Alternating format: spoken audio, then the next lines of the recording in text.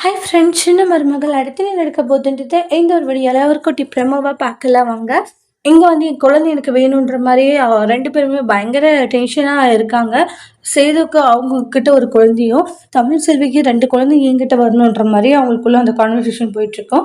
அப்புறமா குழந்தை சீட் எடுக்கிறது 2மே வந்து அம்மா அம்மா கிட்ட இருக்கணுன்ற மாரி தான் சீட் எடுக்கும். பார்த்துட்டு தமிழ் செல்விக்கு சந்தோஷம். ஆனா பயங்கர ஷாக்கிங்கு சேதுக்கும் அவங்க குடும்பத்துக்கும். ரொம்ப ஏமாற்றம்னு கூட சொல்லலாம். ரொம்பவே மனசு உடைஞ்சு போறாங்க.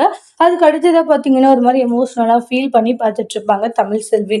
அதுக்கு அடுத்ததா பார்த்தீங்கன்னா, இப்ப 2 குழந்தையுமே எனக்கு வந்துருச்சு. ஏன்னா, என் குழந்தைங்க என்கிட்ட இருக்கணும்னு தான் அவங்களே விரும்புறாங்க போலன்றாங்க. உங்கள நம்பி விட்டதுக்கு தான் நீங்க ரொம்ப பெரிய ஒரு காரியம் செஞ்சுட்டீங்கல்ல, அதுவே போதுமானது அப்படின்ற மாரி தமிழ் செல்வி சொல்லுவாங்க. அப்புறம் ஊருக்காரங்க கிட்டலாம் சேது இருந்துட்டு, இல்ல எனக்கு என் குழந்தை வேணும். என் குழந்தைய குடுக்க சொல்லுங்க. ஏன்பா குழந்தை அப்படி ஒரு சீட் எடுத்த பிறகு நம்ம ஒண்ணும் பண்ண முடியாதுப்பான்றாங்க. எல்லாமே வந்து இனி தமிழ் செல்வி தான் பார்த்துக்கணும் குழந்தைங்கள அப்படின்ற மாரி சொல்லுவாங்க. அப்புறம் ராஜாங்கமும் எவ்வளோ பேசி பார்க்குறாங்க. தமிழ் கிட்ட வந்து மோகன் இருந்துட்டு, நான் சொல்றது கேளு தமிழ், ஒரு குழந்தைய குடும்மான்ற மாரி சொல்லுவாங்க. யார் என்ன சொன்னாலும் என் குழந்தைய நான் யார்கிட்டயும் குடுக்க மாட்டேன்றாங்க. குடுத்த வரைக்கும் போதும், பட்ட வரைக்கும் போதும். இனி என் குழந்தைய எப்படி பார்த்துக்கணும், எப்படி என் குழந்தைய வளர்த்தணுன்றது முதல் கொண்டு எனக்கு நல்லா தெரியுன்றாங்க. இனி யாருமே வந்து இதுகிட்ட பேசாதீங்கன்ற மாரி ரொம்ப இத சொல்லிட்டுருவாங்க.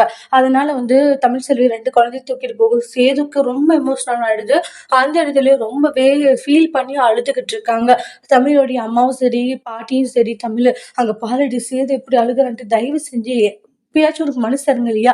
குழந்தைய அவங்ககிட்ட குடுடி அப்படின்ட்டு பாட்டி சொல்றாங்க. பாட்டி போதும் நிப்பாட்டுறீங்களா? இனி உங்களுடைய பேச்ச நான் எதுவும் கேட்க மாட்டேன். என் குழந்தைய பார்த்துக்கிறது இனி என்னுடைய பொறுப்பு அப்படின்னு தூக்கிட்டு போறாங்க. சேதுடைய குடும்பம், ஒட்டுமொத்த குடும்பமும் ரொம்ப ஃபீல் ஆகுறாங்க.